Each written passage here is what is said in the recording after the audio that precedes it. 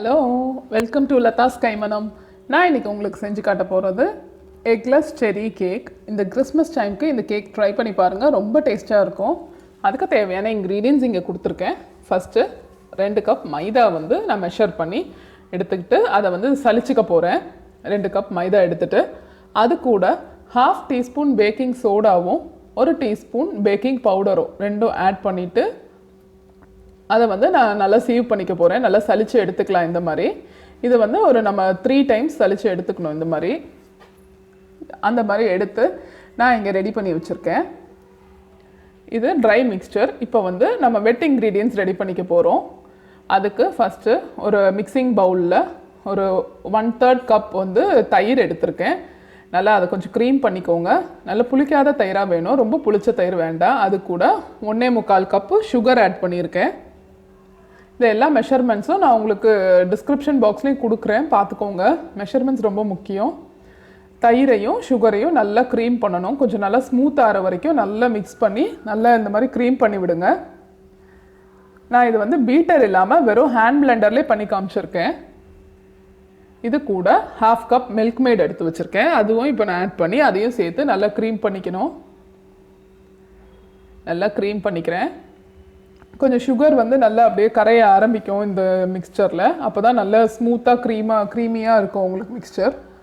நல்லா க்ரீம் பண்ணிவிட்டு அடுத்தது நான் ஆட் பண்ணுறது வந்து 1/2 கப் ஆயில். நீங்கள் ஆயில் இல்லை வனஸ்பதி கூட நம்ம ஆட் பண்ணிக்கலாம். கோல்ட் வின்னரில் வனஸ்பதி கிடைக்குது இல்லையா, அந்த வனஸ்பதியை மெல்ட் பண்ணி கூட ஆட் பண்ணிக்கலாம்.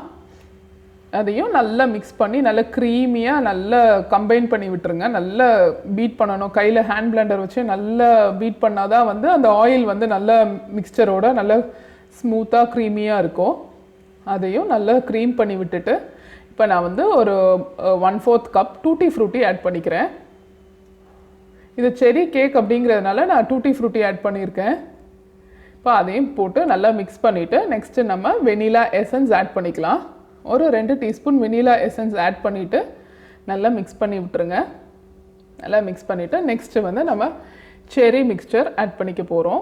இப்போ இதில் ஒரு 1/2 கப் செரி மிக்ஸ்சர் எடுத்து வச்சுருக்கேன். அதை ஆட் பண்ணிவிட்டு இன்னொரு 1/2 கப் நல்லா மிக்ஸ் பண்ணிவிட்டு ஆட் பண்ணிக்கலாம். இப்போ நமக்கு செரி மிக்ஸ்சர் டின்ட் செரி ஆட் பண்ணியிருக்கேன். அப்படி கிடைக்கல அப்படின்னா வந்து நம்ம நார்மல் செரிஸ் கிடைக்கும் இல்லையா கடையில், அதை கூட நம்ம கட் பண்ணி 1 கப் சேர்த்தா ரொம்ப டேஸ்ட்டாக இருக்கும் இந்த கேக்கு. அப்படி கூட ட்ரை பண்ணலாம். இப்போ இன்னொரு 1/2 கப் சேர்த்து நல்லா மிக்ஸ் பண்ணிக்கிறேன். இப்போ இந்த மிக்சர் ரெடியான பிறகு நம்மளோட ட்ரை இன்க்ரீடியன்ட்ஸ் கொஞ்சம் கொஞ்சமாக ஆட் பண்ணிவிட்டு நல்லா மிக்ஸ் பண்ணி விடணும். மொத்தமாக ஒரே டைமில் ஆட் பண்ணிடாதீங்க. கொஞ்சம் கொஞ்சமாக ஆட் பண்ணி நம்ம வச்சுருக்க பிளெண்டர்லேயே வந்து நல்லா மிக்ஸ் பண்ணி இந்த மாதிரி ஒரு க்ரீமியான மிக்சர் மாதிரி நம்ம பண்ணி எடுத்துக்கணும். நல்லா கொஞ்சம் கொஞ்சமாக நான் மிக்சர் ஆட் பண்ணிவிட்டு எல்லா ட்ரை இன்க்ரீடியன்ஸும் ஆட் பண்ணி இந்த கன்சிஸ்டன்சியில் இருக்கணும் நம்மளோட பேட்டர். இது ரொம்ப ஃப்ளோயிங் கன்சிஸ்டன்சி வச்சிடக்கூடாது, கொஞ்சம் திக்காக தான் இருக்கும் பேட்டர். இப்போ வந்து நம்ம அந்த பேக்கிங் டின்னை வந்து பேப்பர் போட்டு லைன் பண்ணி வச்சுருக்கோம். அதில் நம்ம வந்து இந்த ப்ரிப்பேர் பண்ணியிருக்க பேட்டரை ஊற்றிட்டு அதை வந்து நம்ம பேக் பண்ணிடலாம். ஒரு 1/2க்கு வந்து ஊற்றுங்க, ஃபுல்லாக ஊற்றிடக்கூடாது. ஏன்னா பொங்கி எழும்புறதுக்கு நம்ம ஸ்பேஸ் கொடுக்கணும். ஒரு 1/2 த அமௌண்ட்டுக்கும் ஊற்றிட்டு அது கொஞ்சம் நல்லா தட்டி விட்டிங்கன்னா உள்ளே இருக்க ஏர் பபிள்ஸ்லாம் வந்து போயிடும். அதுக்கப்புறம் ப்ரீஹீட் பண்ண அவனில் வந்து 180 டிகிரீஸில் வந்து நம்ம பேக் பண்ணிக்க போகிறோம். 45 மினிட்ஸில் பேக் ஆகிடும் உங்களுக்கு. 180 டிகிரீஸ் ஃபார் 45 மினிட்ஸ் நம்ம பேக் பண்ணிங்கன்னா உங்களுக்கு இந்த மாதிரி கேக் வந்து நல்லா ரெடி ஆகிடும்.